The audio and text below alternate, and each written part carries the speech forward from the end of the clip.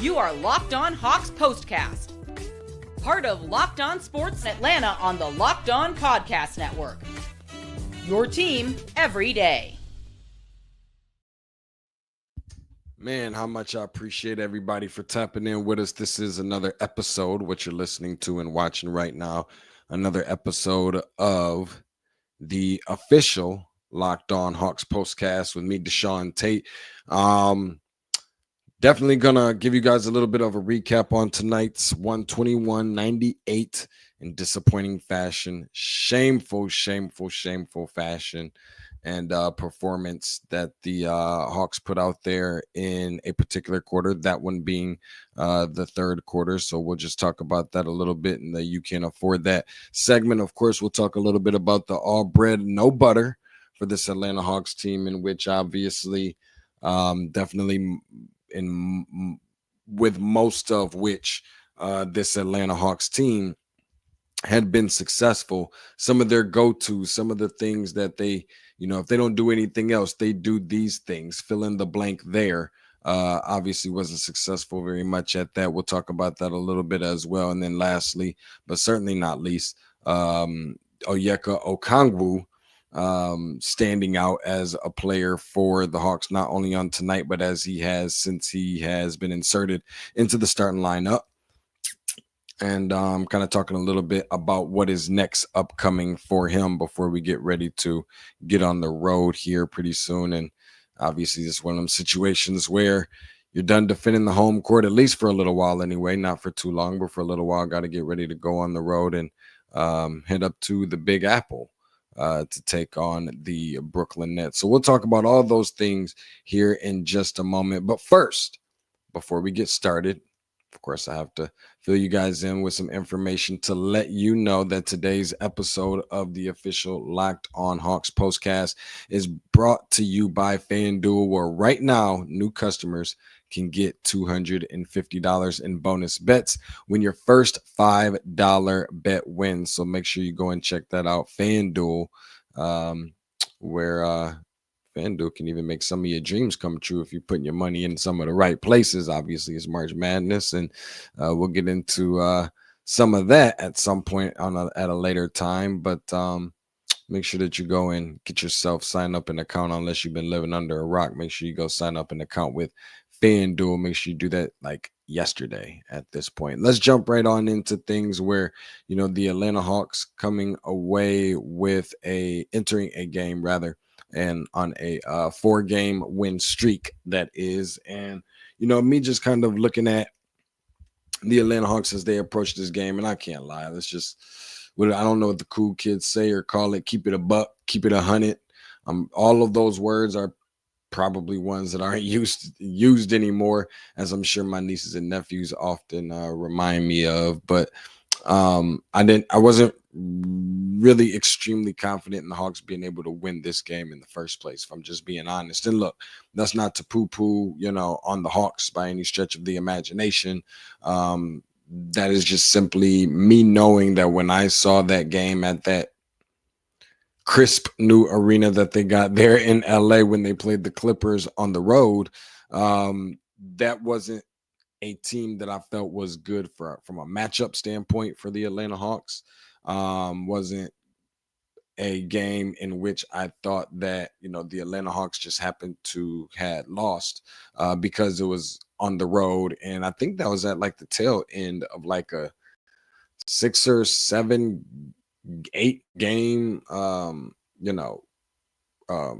road streak, if you will, where the guys were kind of, probably kind of tired or whatever, what have you. I mean, should have probably been used to the West Coast by that point in time. But nonetheless, I just thought that they got outplayed and they got beat by a better team. And it's just that simple. I think much of that ended up reflecting on tonight. Obviously, Bogey returns. We'll talk a little bit more about Bogey a little bit later on. But some of the keys that I thought to this game, I thought would have been really important, some things that the Hawks really need to do, and they needed an A-plus game. There's no question about it. There's no secrets about it. There's no running behind the bushes and going to tell the neighbors and all that, just, kind of secretively trying to let somebody know, hey, what, it was clear as day. I think one of those things was that they really needed to be on a scoring overload, because this is obviously a team that the Los Angeles Clippers can be kind of vulnerable to, allowing other teams to score on them. I'm trying to think of exactly where they are in terms of defense, if you will, opposition defense, if you will. But I think that they were definitely a team that, can tend to sometimes get offensively heavy. And I don't think they're a bad defensive team by any means, but the type of team that the Hawks is, and that they play with, I think is probably the one and only thing that was beneficial for the Hawks, because the way that they like to play and get up and down the floor, the Hawks couldn't really afford too many situations where they put themselves in positions to where they're running a lot of half-court offenses and things of that nature. That's how some of the steals tend to happen for the Los Angeles Clippers, in which when you're looking at this Clippers team, they are one that, in the top 3 rank in terms of steals and points off of turnovers. They're also one that ranks in the top 5 in terms of scoring defense, and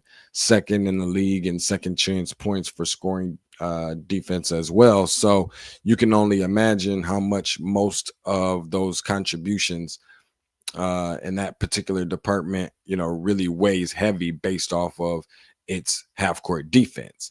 The Hawks is a run and gun, up and down, get out in transition, outlet type of team, and there was not enough of that, plus the lack of shot making as well, I don't think really helped them. So I don't think that they did a very good job at that. It wasn't really about getting the stops tonight. It was about being able to just simply have more points at the end of the game than the other team. Obviously they didn't. And the Los Angeles Clippers ended up being a huge reason behind why that was. Now, with that being said, the main thing was just primarily about standing in the gap, standing in there and fighting with these guys. And for the first half, that was something that I think they were able to do for both of those quarters. The first 2 quarters, obviously the third looks a little different. We'll talk about that. But when I say standing in there and fighting, I think so much of that really needed to happen on the glass. They really needed to really lock in and focus on out rebounding the Clippers, and particularly on the offensive end. Unless you've been living under a rock yet again, you would know that offensive rebounding is one of those areas and departments in which I value so much and makes so much of a difference. Like, we go and look at the box scores, we look at how many points somebody scored, or, just in general, how many rebounds they had or how many assists. That's like the automatic go-to. But I always look at the offensive rebounding, because in games where I think so many more games are won and so many are lost, is in the offensive rebounding category. And that's at least one particular department where I think that the Atlanta Hawks happen to be successful in. 44 points in total to the Clippers 40. I think that 40 was a little bit too much for the Clippers, if I'm just being honest, if the Atlanta Hawks really wanted a chance. But even on the offensive rebounding from that standpoint, in that department, 13-7 in favor of the Atlanta Hawks. So that was a step. That was something that they needed. We talk about the all bread, no butter. That was the little bit of butter, because that is something that the Atlanta Hawks tend to do. I'm sorry, was something that they, tend to do well, and why you see them resulting in winning games such as you did entering this one on a 4-game win streak. But when you start factoring in all the other things that we know the Atlanta Hawks to primarily do well, that was something that they were not able to accomplish very well either. First, starting with the points in the paint. Atlanta Hawks being, I would imagine, one of the top teams in the league in terms of points in the paint.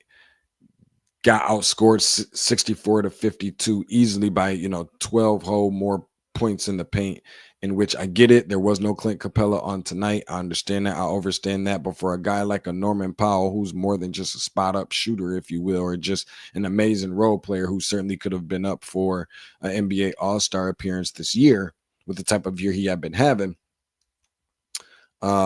they were without one of their guys as well, who tends to help out from time to time in that particular area. So outscored in the paint, which is something we don't really have many conversations about when it comes to the Atlanta Hawks, even as far as the fast break points, where we know that the Atlanta Hawks is one of the best teams also in the league in terms of getting up and down the floor and scoring its points. We already had a conversation about, the half court defense that the Clippers do such a good job at, finding a way to kind of maybe not stop the Atlanta Hawks from a fast break, scoring standpoint. I just think that there needed to be more considering who they were playing. We always hear the terminology, right, of how styles make fights, particularly in the boxing world, right? In this situation, I really believe that they definitely needed to go out there and do a much better job at, trying to push the ball with some pace. Obviously, Trey didn't necessarily have a great night either. If there's a situation where I think that the Atlanta Hawks could afford for Trey to not have one of his best nights, that night was on tonight. And that's something that definitely hurt them down the stretch. And even from a bench point standpoint, we get so used to and tied up into seeing the Atlanta Hawks win so many of their games based off of the contribution and production that the bench brings. That bench was outscored on tonight. Maybe not by a lot, maybe only by 5 points, 37-42 in favor of the Los Angeles Clippers. But another thing where you have very minimal margin for error if you are the Atlanta Hawks on a night like tonight, and you have to take full advantage. You have to play that A++ kind of game. That's something that they clearly wasn't able to do and feel very much used to.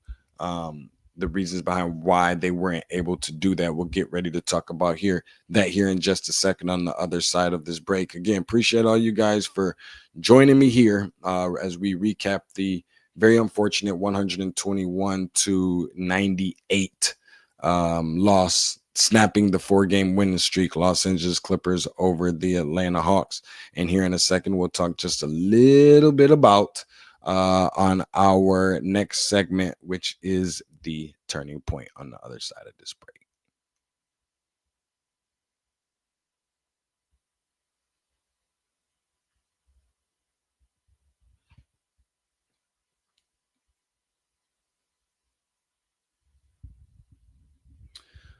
Of course, March Madness is here, and FanDuel is giving you the chance to get in on the live action like never before. Right now, new customers can get $200 in bonus bets when your first $5 bet wins. That's 200 extra bucks, extra big ones to use on everything from, of course, the buzzer beaters and Cinderella stories and all the upsets, all the stuff that you guys know clearly that I love so much, and maybe even who's cutting down the net. So definitely make sure that you get your bets in there. I know I did a little something with FanDuel earlier today. I might have made a couple dollars. I ain't gonna say that too loud because I don't know who all listening, and I ain't trying to be, giving none of my money away. Just that simple and just that easy. But I did a little something. I do pretty good for myself. I do decent.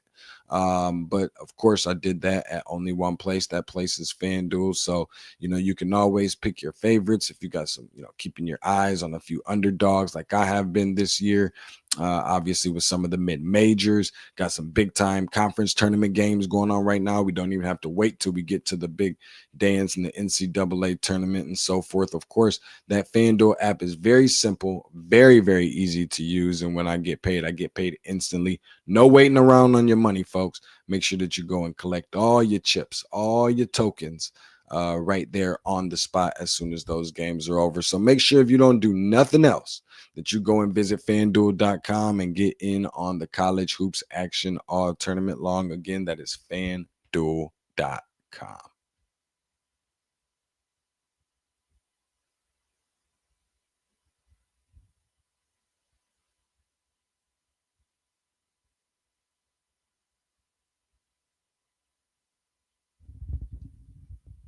Time to reveal where the game was won or lost. It's the turning point. Now for our turning point segment. Talking a little bit about the Atlanta Hawks, continuing the conversation here again. If you're just joining us, 121-98 loss for the Atlanta Hawks. Streak snapped, and I think that some people in the comments are already way too familiar with which direction that we're probably gonna go here. Appreciate my dude Robert for tapping in with us, because I feel like this dude's been living in my head rent free, talking about the third quarter and how much it cost the Atlanta Hawks. So if you can believe this, right, for this to be an Atlanta Hawks team that, you know, at one point in time, after obviously leading, what were they leading by? About nearly double digits. I think it was 8 points at the half, playing such good basketball, especially considering what you're working with out there. No Jalen, no Clint, no this one, no that one, no Nance, no this, no that. Putting themselves in position where it's more than just respectable at the half, where you're also leading at that point too. And so playing with all of the, you know, passion and the emotion and leaving it out there on the floor and being able to hit some shots, and every now and then being able to, you know, get a couple stops. And it looks like getting stops in the first half, in the second quarter, is exactly where that stopped. Because we got to a point in the third quarter, 4+ minutes were played coming right out the gate, without scoring, going 0 for 6 from the field, 5 turnovers from the Atlanta Hawks. I think that's something that started kind of making it clear that the game was turned. I expected that it could get a little bit bad. That might not help them out a whole lot, but it got even worse.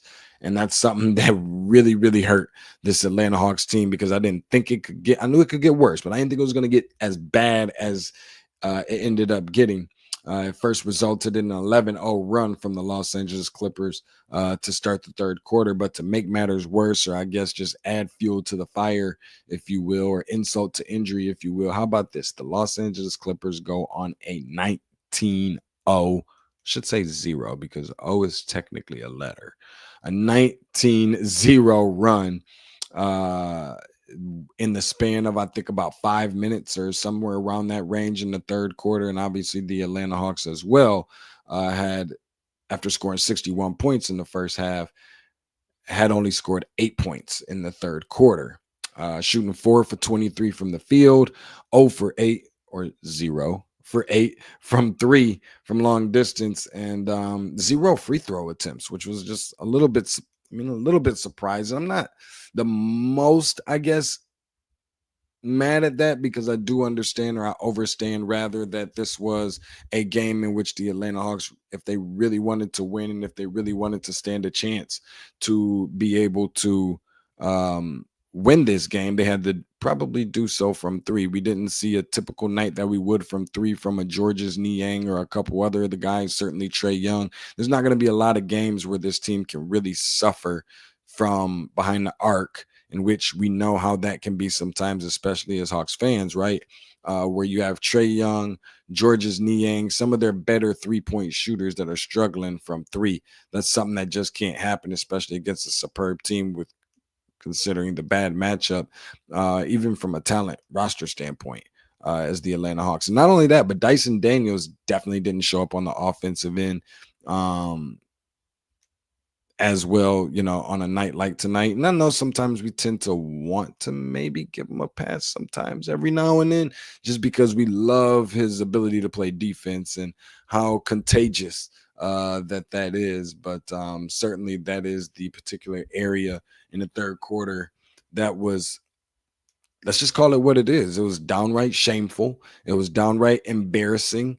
It was abysmal. It was, I won't say uncharacteristic, because we do, you know, you hear me and Tanisha talk about it all the time in terms of how much this third quarter means for a how much this team really needs the third quarter from a consistent standpoint. I can't tell you how many games in a row that I've been able to see the Atlanta Hawks, for whatever freaking reason, in the third quarter just seem like that they have just lost the game in that particular area. And then obviously when it gets to the fourth quarter, they find a way to fight back and win sometimes, and they find a way to try to fight back and they end up losing. And it's so easy to be able to have all the signs and fingers that are pointing at the third quarter, but that's not something that they can really afford to be able to continue. Like, even if they gave just half the effort, or not even about the effort, but just more so just hit half of the shots or a quarter of the shots that they were able to hit first, second quarter, first half, what have you, we could be definitely having a different conversation. Even if we're not necessarily talking about a different outcome, just having a different conversation where people are able to walk away as Hawks fans in this game and be able to say, you know what, this was a better team. This was a bad matchup, but I can live with it. They had better talent. They had better this. They had better that. And I say it all the time. Before we go to our next break, I say it all the time that I can live with a team being better than I am. I can live with a team being more talented on their roster than I am, or playing a better brand of basketball than I am in that game, leading up to that game, whatever the case may be. But what's a very difficult pill to swallow a lot of times is when it comes to just laying down. You know what I mean? Just like what makes it feel like there wasn't a lot of effort given. I think that shots just simply just were not falling. That's going to happen from time to time in this league. This just wasn't the game that they could afford for something like that to happen. But you got to stand in there. You got to fight. You can't have lapses on the defensive end when your shot isn't falling. And I get it. Kawhi Leonard is not the easiest person to guard. He had 25 tonight. James Harden, 25 points, 8 rebounds, 7 assists, 50% from 3. Both of those guys just made it look really, really easy on tonight, feeling like they didn't even break a sweat. But I will say enough to say that when it comes to those random role players, and you know what? Yeah, someone mentioned that. Robert mentioned that here in the comment section, talking about that random role players. That's one of those things where tonight I just really wasn't sure who it was. I know that it was a random role player, but I feel like there's so many guys that can go into that conversation, because it wasn't just Harden. You go and look at the box score. It wasn't just Kawhi Leonard. It wasn't just the Claw. But when you look at what some of these other guys were able to contribute, when you talk about Zubac, right? 18.6 rebounds, only had 1 miss on the night. Nicholas Batum, 11 points, 7 rebounds, shot 50% from the field. Not a bad night for him. All of these little things, when you start looking at these, 11 points here, 10 points there, 12 points here from Amir Coffey, 12 points and hit 2 threes, big threes that those were. Those things tend to add up. So you might be walking around the house. Oh, I found a penny on the floor. Oh, I found a quarter inside of the cushions of the couch. Oh, I found 67 cents on top of the dresser. And, I found this, I found that. And there's just all in these different random places. It may seem like it's not a lot of money. For some of y'all, it might not be. For me, it's more than enough. Throw it in the piggy bank for a later date. But all of those things start to add up over time. And I think that's ultimately what happened with these with the Clippers when you start talking about their bench points on tonight. Derrick Jones Jr., 14 points, 50% from the field. And how dare we forget about the guy, welcome back, Bogdan Bogdanovic. I think it was, certainly would have been better if there was a different result to the game, but Bogey came in. It was a nice tribute. Congratulations to him. I don't love the tribute thing for every player every time that they come back home, but I do understand the appreciation, I guess. Kind of glad that it happened earlier in the game if you're just gonna have to do it for every single player every time.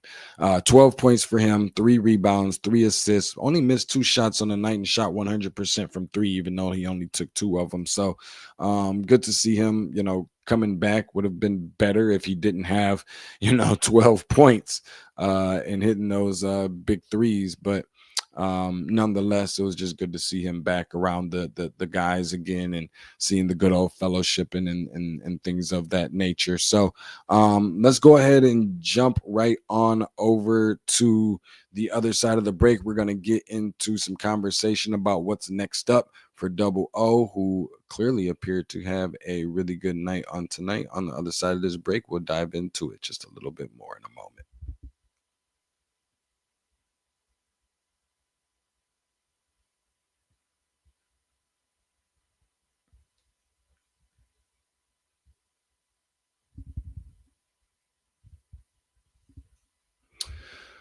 So, have you ever checked your bank account and wonder, I just thought about something. Where did all my money go?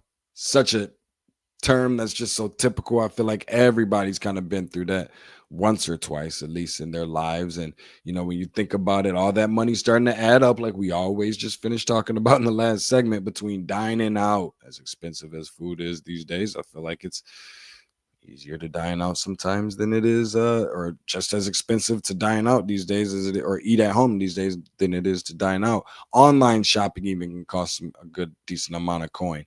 Entertainment, going to some of these different comedy shows, basketball games, going to check out the Hawks or what have you, it's so easy to lose track of how much money that you have spent.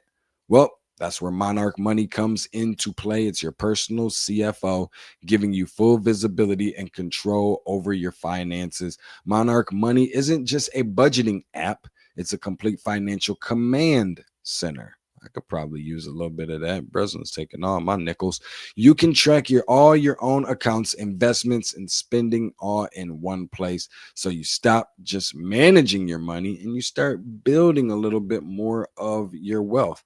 I'll tell you this much: when I started using Monarch, I kind of realized how much I was spending on food and delivery. I've had that happen a couple times within the last few days, and it's like, man, this is adding up. Like, I'm spending like $50 for something I probably would have maybe spent maybe $20 at a McDonald's. I'm wondering, how is this even happening?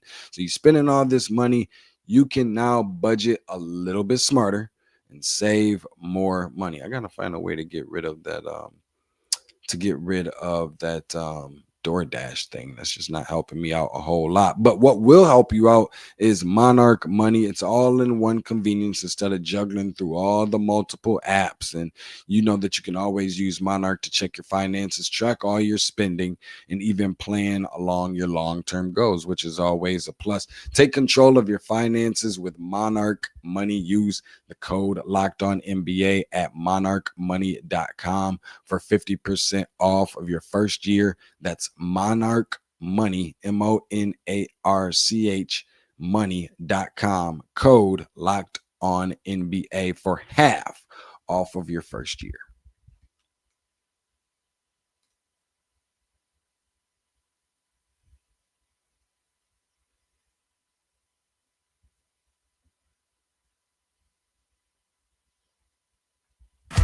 This is what you'll be talking about.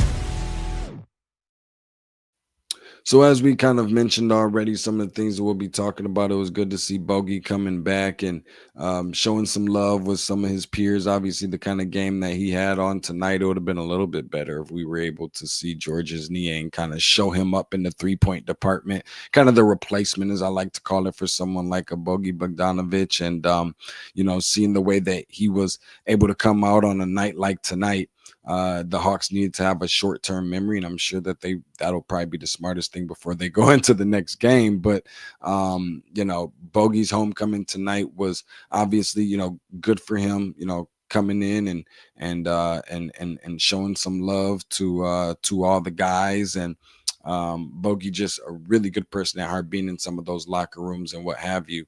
Having an opportunity to interview him personally and speak to him was always really good in terms of my experiences. And when you start talking about somebody like a Bogey, what we saw on tonight, on the Triton, if you will, on the big board, and just all of his memories from Atlanta Hawk. And I'd be even kind of curious to know from some of you guys what your favorite or all-time, favorite or most memorable moments are of Bogey Bogdanovic. And now we'll kind of get into our player of the game segment, and that will feature only one, Onyeka Okongwu. This is the Locked On Player of the Game. 18 points for the big fella, 10 rebounds, 6 for 10 from the field, and 100% from the free throw line is always a huge plus for the big man, Onyeka Okongwu, who, you know how I do. I'm always the first one open to raise my hand and say, hey, I'm just as guilty as anybody else. Was a little bit unsure about bringing him into the starting role and the starting lineup, and not really confident in what he was going to give me in that role. Now he's looking like a starter, and I think that his contributions and what he has brought to this team thus far has been that of which can probably be overlooked a little bit, just based off of what we're so used to seeing someone like a Jalen Johnson do. And we know that it always doesn't come with a result in victory when Onyeka Okongwu has these games. Like, for the guy that's been primarily known as being the stopper for a Giannis Antetokounmpo whenever he comes to town, or whenever we, travel and go to Milwaukee, and beyond that, just not really giving a whole lot. Like, I mean, I mentioned it multiple times, right? On, I think, our segment last week, how much he just kind of reminds me of Al Horford. And a lot of that is because of what he's been able to do in terms of stretching the defenses out beyond the perimeter with some of his outside shooting. A lot of that got to go to the credit of the Hawks, and not only the way that they want to play and the scheme and the system and so forth, but they did much of that where I believe that Al Horford at one point in time was just kind of like that baseline jump shooter type, and then start stretching his game out towards the three-point line. Onyeka Okongwu has been doing that recently as well, so I want to give him some credit for that. But not just that, but even some of the other things that he does on the floor as well. 3 assists, 1 steal, 3 blocks for Onyeka Okongwu. But what's next for him? What do you want to see as, even if it's a baby step, what is the next step for Onyeka Okongwu? Obviously, I believe that is to be more consistent with the 3 ball, and to continue to be a force in the middle, because he has gone from a guy that I'm not really sure what I'm going to get from him to entering him into the starting lineup. Didn't take him very much time to get adjusted, although I do think that it helps that the couple times he did get a chance to start in the lineup during his tenure as an Atlanta Hawk, that helped prep him for the expectation. Kind of something similar that you're seeing out of a Zachary Reese-Shea, where no matter how good or bad he plays, he's getting that on-the-job training by getting, big-time minutes as a young player. And so in comparison to Onyeka Okongwu, I think he's now being put in that position where it's easily to be overshadowed by what he's doing, but he's a workhorse. He's not afraid of getting his hands dirty a little bit, a little dirt under your nails a little bit, kind of sometimes being that glue guy in some instances. And, for a guy who's not uberly athletic, right? For a guy who's not a fantastic dribbler, not a fantastic shooter, doesn't really have a lot of go-to moves and all these other things, maybe not the most amazing defender that you've ever seen in your life, and probably playing a little bit out of position, maybe at the 5 spot, where if they had a little bit more of a legit 5, then maybe they can move him around a little bit more. But him being in that position, I think, has been good for the Atlanta Hawks. So one of the very few bright spots that we saw on a night like tonight. Locked On Hawks Postcast. Appreciate you guys for tapping in with me and sticking around with me. And for those of you of which who are going to go back and check out the postcast a little bit later, appreciate you for doing so as well. We'll get Tanisha back in here over the course of I think sometime next week, and we'll be able to wrap with her and talk to her about what she saw, not even necessarily about this game, one that everybody wants to forget, but for some of the ones that are coming up in the future. And we're also going to be looking forward in less than 48 hours. We'll see you guys in the game on Sunday against the Brooklyn Nets. Keeping fingers, toes, eyes, T's, and everything else crossed that the Atlanta Hawks will get a victory. Add a number to the left side of the result column, and we'll be cheering them on. That's all for me for the evening. I appreciate you guys for coming through and showing some love.